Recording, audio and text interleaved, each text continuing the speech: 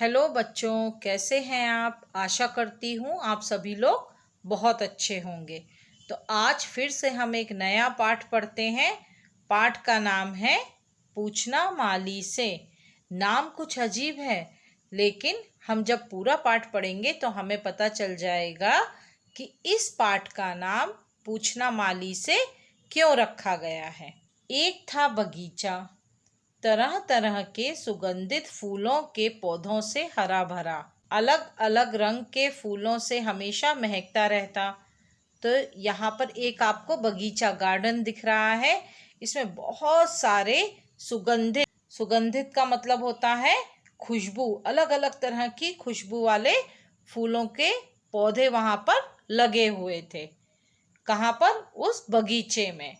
और वो हमेशा अलग अलग रंग के फूलों की खुशबू से महकता रहता था, मतलब उसकी बहुत अच्छी स्मेल आती रहती थी। ये यहाँ पर देखो बहुत सारे सुंदर सुंदर फूल लगे हुए हैं।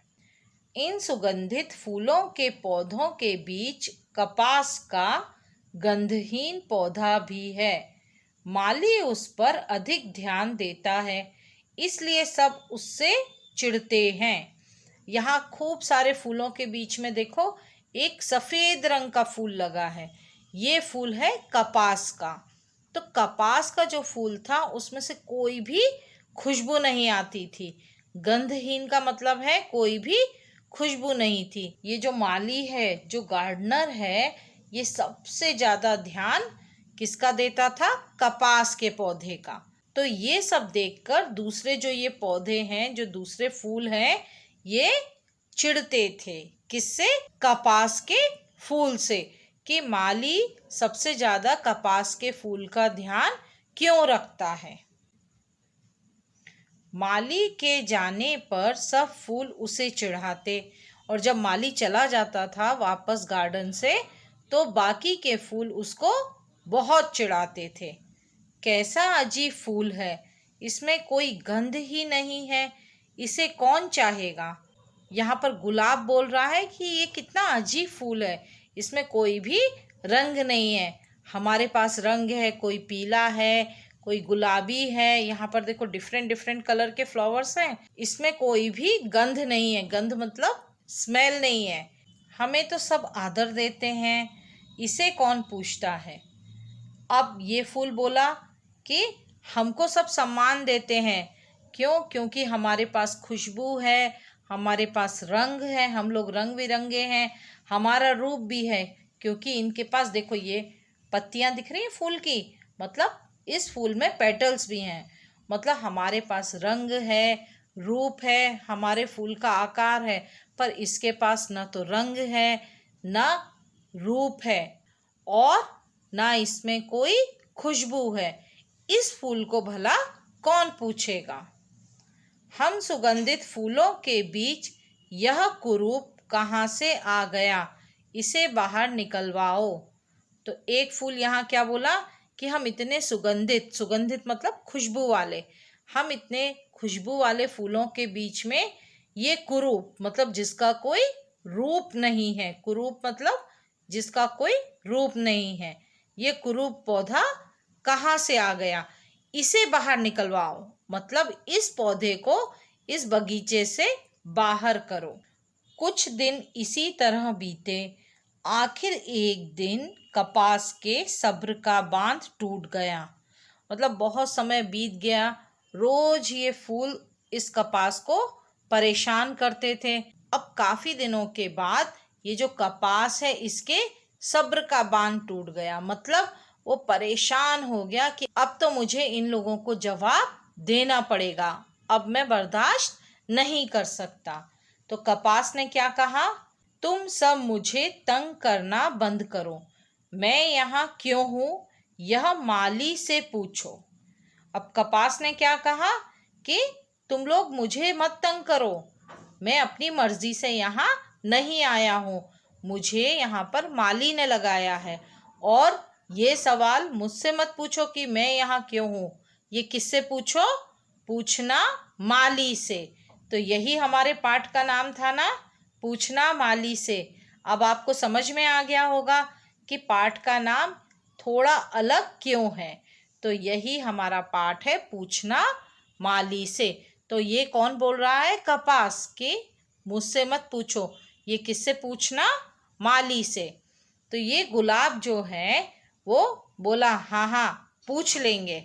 अगले दिन जब माली कपास के पास आया, मैं फूलों का राजा हूँ, यह मेरे पास शोभा नहीं देता, इसे यहाँ से हटा दो। अब क्या हुआ, जब अगले दिन माली फिर से बगीचे में पानी डालने के लिए आया, तो ये गुलाब का जो फूल है वो किससे बोला? माली से, कि मैं तो फूलों का राजा हूँ, मतलब मैं सबसे सुंदर दिखता हूँ, मैं फूलों का राजा हूँ। यहाँ मेरे पास ये जो कपास का पौधा है ये शोभा नहीं देता, मतलब मेरे पास में, एक राजा के पास में, ये बिना रंग का, जिसके पास न रंग है न रूप है और ना ही इसमें से कोई खुशबू आती है, ये पौधा मेरे पास अच्छा नहीं लगता। ये गुलाब के फूल ने किससे कहा? माली से। और किसके लिए कहा? कपास के लिए। अब जब ये बात सुनी तो दूसरे फूल भी बोलना शुरू कर दिए, इसमें न गंध है न यह सुंदर है, फिर इतना महत्व क्यों देते हो? अब ये फूलों ने क्या कहा कि ना तो इसमें कोई गंध मतलब खुशबू है और ना ये दिखने में सुंदर है, उसका कोई आकार नहीं है, उसमें पेटल्स नहीं है, ना इसमें कोई रंग है, तो इसको इतना महत्व तुम क्यों देते हो? किसको? कपास को। किसने कहा? ये दूसरे फूलों ने। कपास के रेशों से सूत बनता है, सूत से कपड़े बनाए जाते हैं जो लोगों के शरीर की रक्षा करते हैं। अब जब सभी फूल एक साथ माली से पूछने लगे कि ये कपास का पौधा यहाँ क्यों है, तो माली ने क्या जवाब दिया कि कपास के रेशों से सूत बनता है। रेशे मतलब फाइबर्स। जो कपास है, जो कॉटन है, उसके फाइबर से क्या बनता है? सूत। सूत मतलब ये धागा, सूती धागा। कॉटन का जो धागा होता है वो किससे बनता है? कपास से। ये देखो यहाँ पर ये कपास है, कॉटन है, इससे ये क्या बनता है? धागा। फिर क्या बोला यहाँ पर? सूत से कपड़े बनाए जाते हैं, और ये जो सूत है इससे क्या बनता है? कपड़े बनते हैं। पहले ये कपास रहता है, कपास से क्या होता है? इससे धागा बनाया जाता है या सूत बनाया जाता है, और सूत से कपड़े बनते हैं। कपड़े हमारे शरीर की रक्षा करते हैं, हमें गर्मी से बचाते हैं, हमें सर्दी से बचाते हैं। ये जो कपड़े हैं वो किससे बनते हैं? कपास से। अब सारी बात सुनकर गेंदे का फूल बोला, हमें तो देवताओं पर चढ़ाते हैं, हम सबको प्रिय हैं। अब गेंदे ने क्या कहा कि हमको मंदिर में भगवान पर चढ़ाया जाता है, हमको सभी प्यार करते हैं, कोई भी त्योहार होता है, कोई भी फेस्टिवल होता है, तब हमको भगवान को चढ़ाया जाता है। देवताओं मतलब भगवान या गॉड। अब क्या रिप्लाई दिया माली ने? फिर भी देवताओं का सबसे ज्यादा चहेता तो कपास है। माली ने क्या कहा कि कुछ भी हो, तुमको भले ही चढ़ाते हैं, मतलब कौन? फूलों को। मतलब फूलों को भले ही भगवान को चढ़ाते हैं, लेकिन फिर भी देवताओं का सबसे ज्यादा चहेता, मतलब जिसको भगवान सबसे ज्यादा चाहते हैं, वो कौन है? कपास। अब ये बात सुनकर फूल आश्चर्य में पड़ गए। उन्होंने बोला, वह कैसे? अब उनको भी जानना था कि आखिर ऐसा कैसे है। तो माली ने क्या जवाब दिया?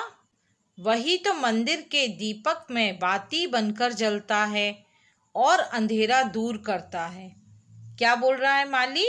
कि जो मंदिर में दिया जलाया जाता है, उसकी जो बत्ती होती है जिस पर हम आग जलाकर दिए को जलाते हैं, तो वो जो बत्ती है वो भी किससे बनती है? कॉटन से। और दिए के जलने से ही अंधेरा दूर होता है।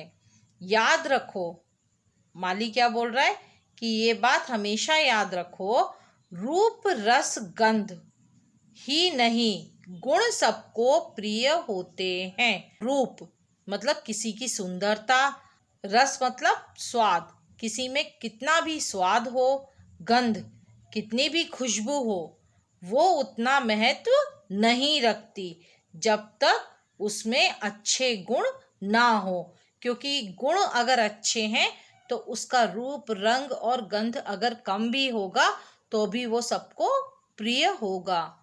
गुण का मतलब होता है उसकी क्वालिटीज। माली की बात सुनकर सभी फूलों के सिर झुक गए।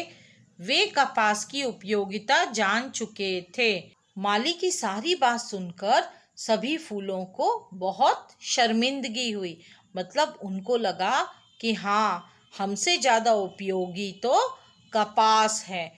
और फिर सभी फूलों के कपास के सामने सिर झुक गए। हमें क्षमा कर दो मित्र, हम जान गए हैं कि हमसे कहीं अधिक उपयोगी तुम हो। बाद में ये फूलों को बहुत शर्मिंदगी हुई कि हाँ, हम कपास को इतना परेशान कर रहे थे, लेकिन हमसे ज़्यादा उपयोगी कौन है? कपास, जो कि हमारे शरीर की रक्षा करता है और भगवान के मंदिर में भी दीपक की बाती बनकर जलता है। और देखते ही देखते अपने गुणों के कारण कपास का फूल सबका चहेता बन गया और फिर बाद में सबके साथ वो कपास भी खुशी खुशी उस बगीचे में रहने लगा। और अपनी गुणों के कारण, गुण का मतलब होता है क्वालिटी, अपनी क्वालिटी के कारण वो सबका चहेता बन गया। मतलब सभी फूल उसको पसंद करने लगे। किसको? कपास को। तो इस पाठ से हमने क्या सीखा बच्चों? कि हमें अपनी सुंदरता पर घमंड नहीं करना चाहिए। सुंदरता का प्रभाव कुछ समय का होता है, मतलब बहुत ही जल्दी सुंदरता चली जाती है, लेकिन गुणों का सब आदर करते हैं। मतलब हमारे अंदर जो क्वालिटी है उसका सभी लोग सम्मान करते हैं। उसके रूप, रंग की कोई भी चर्चा नहीं करता, लेकिन हाँ, उसके गुणों का जो प्रभाव है वो हमेशा बना रहता है। तो यही इस पाठ से हमने सीखा कि हमें किसी का भी अपमान नहीं करना चाहिए। हर व्यक्ति में कुछ न कुछ गुण होते हैं। अब हम इस पाठ का अभ्यास देखते हैं। लिखित पर आ जाइए। कपड़े कैसे बनाए जाते हैं? कपड़े कपास के रेशों से सूत काटकर बनाए जाते हैं। काटकर मतलब होता है वीविंग, बुनाई करना, बुनकर। दीपक की बाती बनकर कौन जलता है?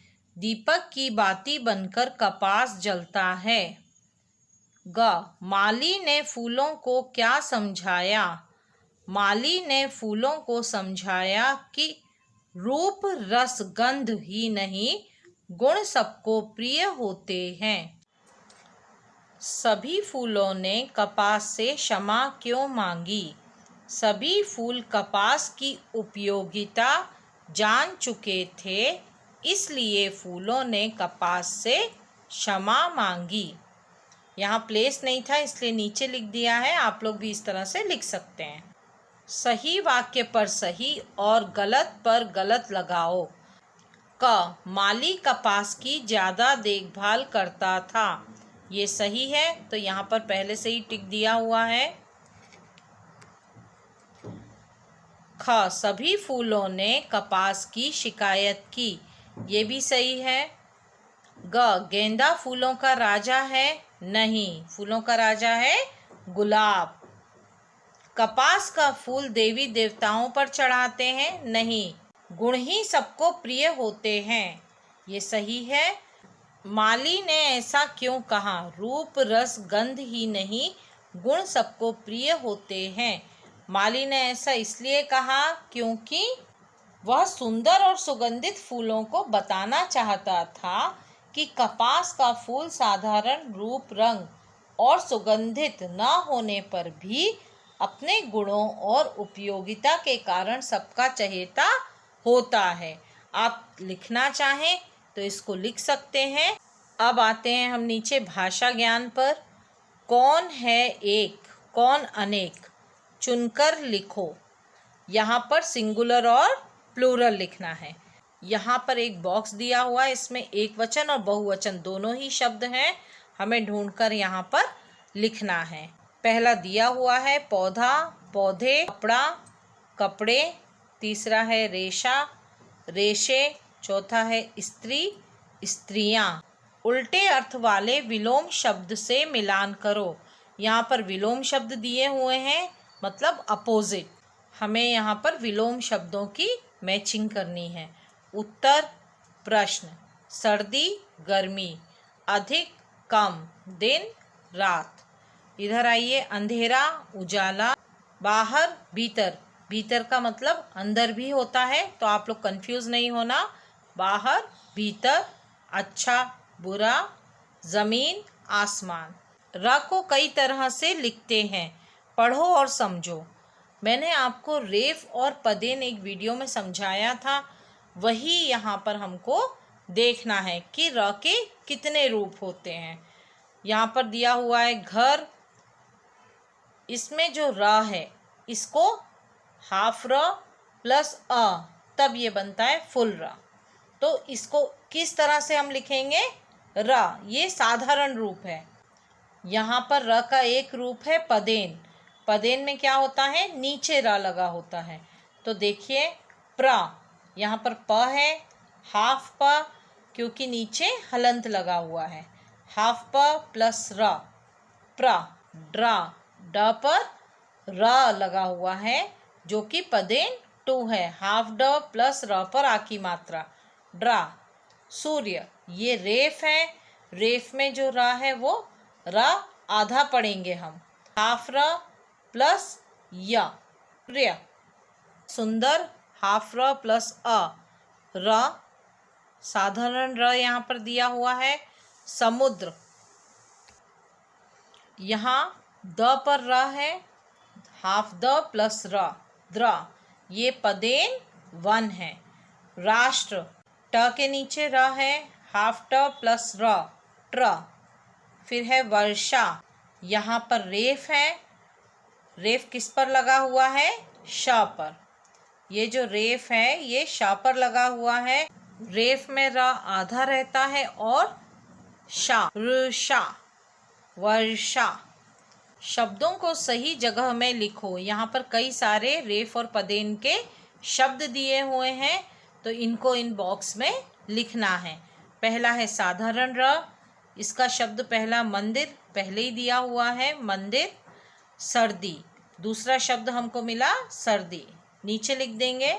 फिर आते हैं रेफ पर, रेफ का पहला शब्द है सौंदर्य, यहाँ पर रेफ लगा हुआ है। दूसरा है वर्षा, यहाँ शा पर रेफ लगा हुआ है, हम नीचे यहाँ वर्षा लिख देंगे। फिर हम आते हैं पदेन 1 पर। पदेन 1 में यहाँ पर देखिए, पदेन 1 में क्रम, पहला शब्द है क्रम, नीचे हम क्रम लिख देंगे। का के नीचे फर्स्ट पदेन लगा हुआ है। दूसरा है प्रतिदिन, प्र, पा के नीचे पदेन 1 लगा हुआ है। अब यहाँ पर हम पदेन 2 पर आते हैं। पदेन 2 का पहला शब्द है ट्राम, ट के नीचे पदेन 2 है, तो इसको हम पढ़ेंगे ट्राम, ट्राम। दूसरा शब्द हम देखते हैं ट्रक, ट के नीचे पदेन 2 है और का, ट्रक। अब हम अगले पेज पर आते हैं। सही शब्द चुनकर लिखो। यहाँ पर हेल्प बॉक्स में 4 शब्द दिए हुए हैं, हमको ये पढ़कर यहाँ पर लिखना है। पहला है फूलों की तरह, कोमल, कोमल मतलब सॉफ्ट, तो फूल बहुत सॉफ्ट होते हैं इसलिए कोमल यहाँ पर लिखा हुआ है। ख, शहद की तरह, मीठा, मीठा लिख देंगे, मीठा मतलब स्वीट। पर्वत की तरह, ऊंचा, ऊंचा मतलब होता है हाइट, बहुत ज़्यादा हाइट वाला। बर्फ की तरह, ठंडा, बहुत ज़्यादा कूल। जिन शब्दों के नीचे रेखा खींची है वे किसके लिए हैं? यहाँ पर हम वाक्य पढ़ते हैं। सभी फूल उससे चिढ़ते थे। उससे, उससे कौन है? कपास, क्योंकि सभी फूल किससे चिढ़ते थे?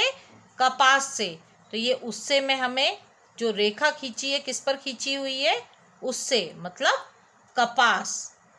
मैं फूलों का राजा हूँ। अब ये मैं कौन है, कौन बोल रहा है कि मैं फूलों का राजा हूँ? गुलाब।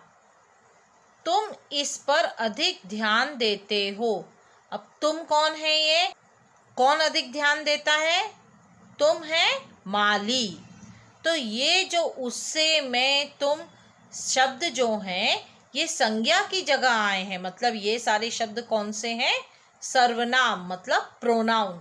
जो शब्द संज्ञा के बदले उपयोग होते हैं वो होते हैं सर्वनाम। कपास के रेशों से सूत बनता है। पता करो और लिखो इनसे क्या क्या बनाया जाता है। यहाँ पर 3 पिक्चर दिए हुए हैं, तो हम देखेंगे इनसे क्या क्या बनता है। नारियल के रेशों से क्या क्या बनता है? चटाई और रस्सी। आपको और आते हैं तो आप और भी लिख सकते हैं। नीम के पत्तों से, नीम के पत्तों से बनाया जाता है साबुन, दवाइयाँ। फिर है गुलाब के फूल से, गुलाब के फूल से बनता है इत्र, इत्र मतलब परफ्यूम। और गुलाब जल, रोज़ वाटर। यहाँ पर हमारा पाठ समाप्त होता है। आशा करती हूँ कि ये पाठ आपको अच्छी तरह समझ में आ गया होगा और इसका अभ्यास भी अब आप आसानी से कर पाएंगे।